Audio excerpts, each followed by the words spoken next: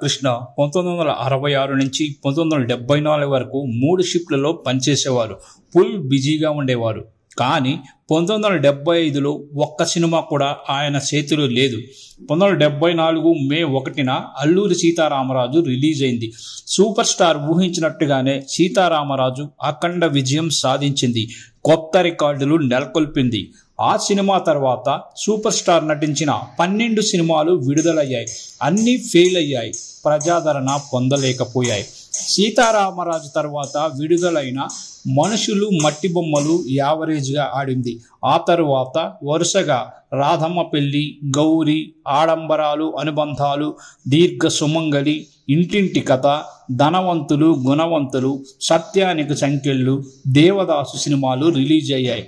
వీటిలో రాధమ్మ పెళ్లి, దీర్ఘ సుమంగళి మంచి సినిమాలు అని సూపర్ స్టార్ కృష్ణ అప్పట్లో ఒక ఇంటర్వ్యూలో చెప్పారు.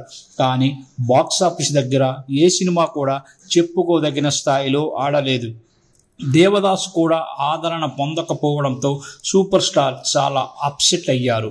ఆ సినిమా విడుదల సమయంలో అక్కినేని తాను నటించిన దేవదాసును విడుదల చేయించడం కూడా కొత్త దేవదాసును దెబ్బకొట్టింది.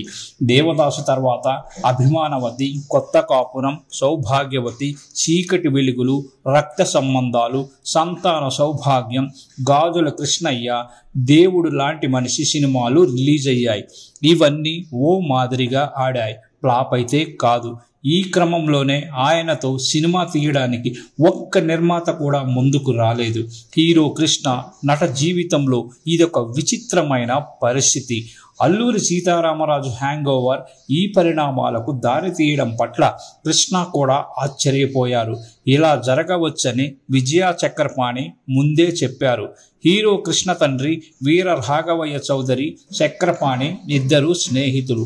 సూపర్ స్టార్ మంచి చెడ్డలు ఆయన కూడా గమనిస్తుండేవారు. చక్రపాణితో కృష్ణకు సాన్నిహిత్యం కూడా ఉంది. ఈ క్రమంలోనే సీతారామరాజు సినిమాను చక్రపాణికి చూపించారు. సినిమా చూసిన చక్రపాణి ఏమీ చెప్పకుండా రేపు కలిసినప్పుడు చెబుతానని వెళ్ళిపోయారట. మర్నాడు కృష్ణ చక్రపాణి దగ్గరికి వెళ్ళారు. సినిమా చూసి ఏం చెప్పలేదు అని ఆయనను అడిగారు. అప్పుడు చక్రపాణి, నీతో ఎంతమంది ఇప్పుడు ఎన్ని సినిమాలు తీస్తున్నారో అని అడిగారు. కృష్ణ, ఒక 7-8 మంది తీస్తున్నారు, ఇంకో 7-8 మంది తీయడానికి రెడీగా ఉన్నారు అని చెప్పారు. దానికి చక్రపాణి, వాళ్ళందరి పని అయిపోయినట్టే, ఆ నిర్మాతలు బాగా దెబ్బతింటారయ్యా అని కూల్గా అన్నారట. ఆ మాటకు కృష్ణ ఒక్కసారిగా షాక్ తిన్నారు.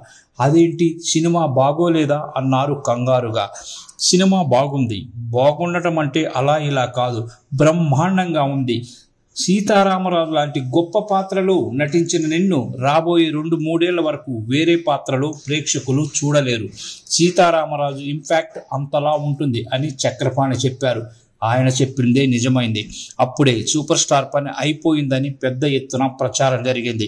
ఆ సమయంలో సూపర్ స్టార్ ఏమాత్రం నిరాశపడకుండా తన సొంత బ్యానర్లు పాడి పంటల సినిమా తీసి ఘన విజయం సాధించారు.